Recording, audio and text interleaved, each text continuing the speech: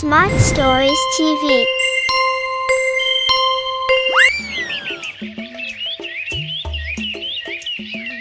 उसके पास वो सब कुछ था जो उसे चाहिए था।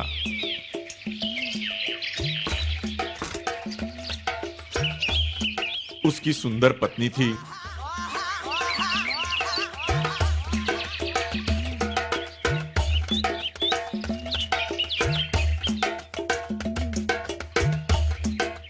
होशियार बच्चे थे,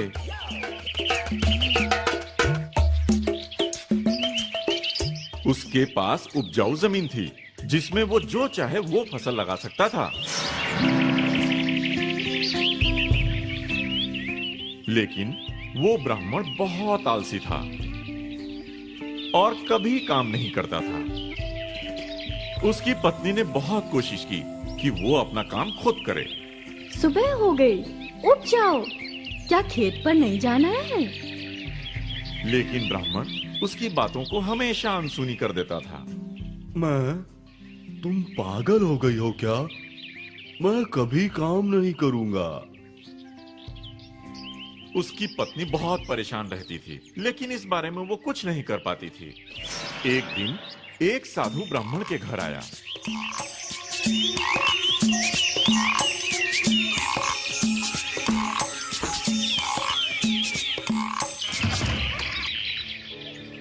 ब्राह्मण ने बहुत ही प्रेम और आदर से उनका स्वागत सत्कार किया।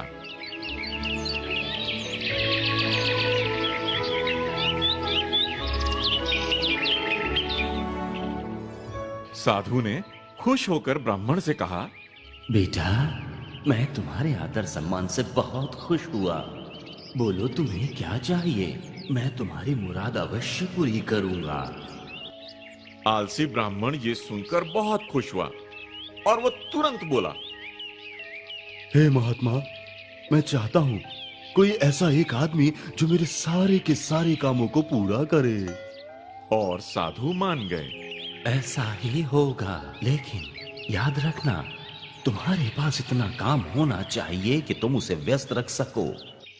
ब्राह्मण मान गया और तभी एक बड़ा सा राक्षस ब्राह्मण के सामने आ गया। मालिक, मैं क्या करूं? ब्राह्मण सोचने लगा, मुझे अभी काम चाहिए। अगर काम नहीं दोगे तो मैं तुम्हें खा जाऊंगा। अब ब्राह्मण सोच में पड़ गया और राक्षस से कहा, जाओ खेत में पानी डालो। राक्षस तुरंत गायब हो गया।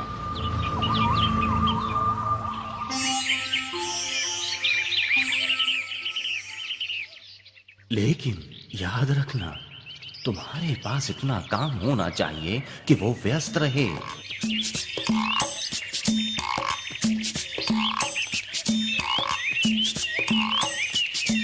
ब्राह्मण शांति से नीचे बैठ गया और अपनी पत्नी से एक गिलास पानी लाने को कहा। लेकिन पानी पीने से पहले ही राक्षस वापस आ गया।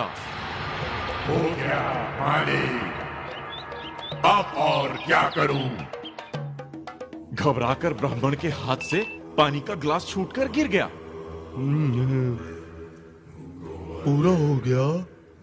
हाँ मालिक। ठीक है, अब तुम आराम करो। अब बचा हुआ काम हम लोग कल पूरा करेंगे। नहीं मालिक, मुझे काम चाहिए अभी। अगर मैं काम नहीं करूंगा तो तुम्हें खा जाऊंगा। तब ब्राह्मण कुछ घबराया और सोचा और उस राक्षस से बोला, तो फिर क्यों नहीं तुम खेत जोत लेते हो? इसके लिए तुम्हें पूरी रात लग जाएगी। कल फिर मैं तुम्हें ढेर सारे काम दे दूंगा। राक्षस मान गया और चला गया।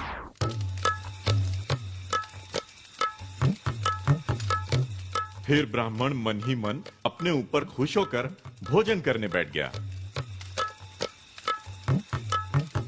देखो भाग्यवान, अब मेरे सारे काम आसानी से पूरे हो जाएंगे।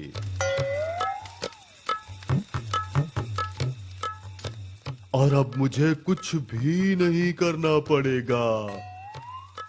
ये सुनकर ब्राह्मण की पत्नी थोड़ा मुस्कुराई। अभी ब्राह्मण अपना पहला निवाला खाया ही था कि राक्षस वापस आ गया। मालिक, हो गया सब। अब ब्राह्मण डर गया। वो सोच में पड़ गया कि क्या उसके पास इतना काम है देने के लिए। ये सब देखकर उसकी पत्नी बोली, सुनिए, क्या मैं उसे कुछ काम दे सकती हूँ? तुम? हाँ, ठीक है, लेकिन तुम क्या काम करवाओगे इससे? चिंता मत कीजिए, मैं उसे बता दूंगी। मुझे काम चाहिए, मुझे काम चाहिए।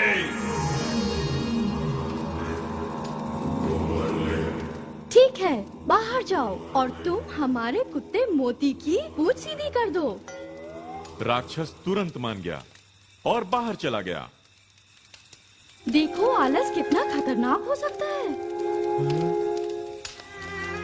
पहले तुम अपने ही काम से मुंह मोड़ते थे, अब राक्षस तुम्हारी मदद कर रहा है और तुम काम नहीं दोगे तो वो कहता है कि तुम्हें खा जाएगा। क्या चाहते हो? तुम ठीक कहती हो, मुझे बहुत डर लग रहा है। मोती की पूंछ सीधी करने के बाद हम उसे और क्या काम देंगे? ब्राह्मण की पत्नी हंसने लगी। हैं? तुम बिल्कुल चिंता मत करो, मैंने ही उस राक्षस को काम दिया है। वो राक्षस कुछ भी कर ले, मोती की पूंछ कभी भी सीधी नहीं कर पाएगा। सच में राक्षस ये मुश्किल काम पूरा नहीं कर पाया। मोती का पूंछ वो जब खींचता था तो सीधा हो जाता था, लेकिन जब छोड़ता था तो वो फिर मुड़ जाता था। भोजन के बाद थोड़ा आराम क्यों नहीं कर लेते? वादा करो, कल से तुम रोज मेहनत करोगे। मैं वादा करता हूँ। इस तरह राक्षस को मुश्किल काम करते हुए छोड़कर ब्राह्मण और उसकी पत्नी सोने चले गए।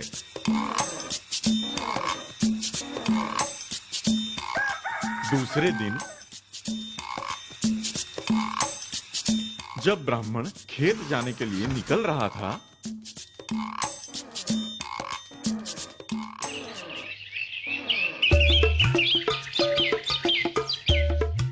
उस समय भी राक्षस मोती का पूंछ सीधा करने की कोशिश में लगा था। क्या कर रहे हो राक्षस? जल्दी खत्म करूंगा मालिक। जल्दी ये काम खत्म करो, मेरे पास तुम्हारे लिए ढेर सारे काम बाकी है। हाँ मालिक।